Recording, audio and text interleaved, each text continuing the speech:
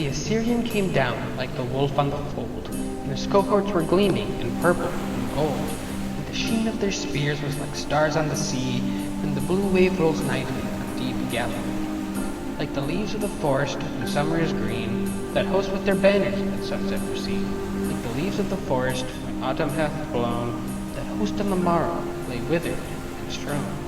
For the angel of death spread his wings on the blast, and breathed in the face of the foes past. And the eyes of the sleepers waxed deadly and chill, and their hearts but once heaved, and forever were still.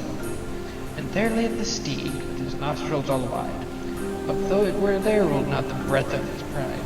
And the foam of his gasping lay white on the turf, and the cold as the spray of the rock-beating surf.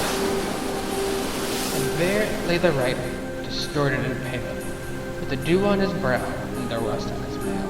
The tents were all silent, the banners alone, the lances unlifted, the trumpet unblown.